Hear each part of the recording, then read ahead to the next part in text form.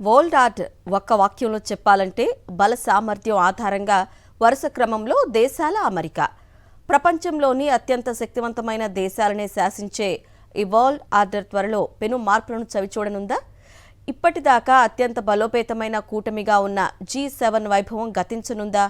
దాన్ని తోసి రాజనేల అతి శక్తివంతమైన సరికొత్త కూటమి ఒకటి శరవేగంగా పురుడు పోసుకుంటుందా? వీటన్నింటికీ సమాధానం వాచ్ ది స్టోరీ.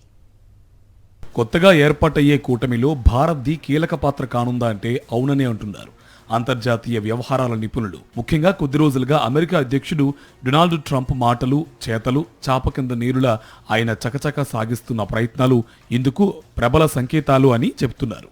కోర్ 5 పేరిట కొత్త కూటమికి ప్రాణప్రతిష్ఠ చేసేందుకు ఆయన ప్రయత్నిస్తున్నట్టు అమెరికాకు చెందిన ప్రఖ్యాత డిజిటల్ వార్తాపత్రిక పొలిటికో రాసిన కథనం అంతర్జాతీయంగా పెను సంచలనమే సృష్టిస్తోంది.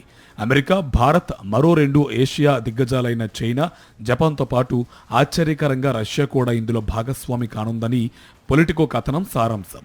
అమెరికాకు సంబంధించిన రక్షణ, జాతీయ భద్రతా వ్యవహారాలను అత్యంత ఖచ్చితత్వంతో నివేదించే డిఫెన్స్ వన్ సైట్ను ఉటంకిస్తూ ముద్దుగా C5 సూపర్ క్లబ్గా నామకరణం కూడా చేసింది. నిజంగా గనక అదే జరిగితే చరిత్రలోనే అత్యంత శక్తివంతమైన కూటమి ఇదే అవుతుందని అంతర్జాతీయ నిపుణులు ముక్త కంఠంతో చెబుతున్నారు. అమెరికా జాతీయ భద్రతా వ్యూహంలో ప్రచురించకుండా రహస్యంగా ఉంచిన భాగంలో C5 గురించి వివరంగా ఉన్నట్టు వాషింగ్టన్, వైట్ హౌస్ వర్గాలు చెవులు కొరుక్కుంటున్నాయి. ట్రంప్ తీసుకువస్తున్న సరికొత్త C5 ప్రతిపాదనపై భారత ప్రధాని మోదీ, రష్యా అధ్యక్షుడు వ్లాదిమిర్ పుతిన్, చైనా అధినేత జిన్పింగ్, జపాన్ ప్రధాని తకాయిచి స్పందనలేంటో తెలియాల్సి ఉంది. G7 కూటమిలో అమెరికా, కెనడా, జపాన్ను మినహాయిస్తే బ్రిటన్, జర్మనీ, ఇటలీ, ఫ్రాన్స్ రూపంలో 4 యూరప్ దేశాలే ఉన్నాయి.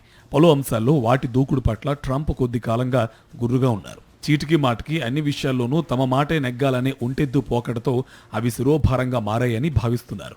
వాటికి చెక్ పెట్టేందుకే ఈ కొత్త కూటమికి ఆయన తెరతీస్తున్నట్టు తెలుస్తోంది.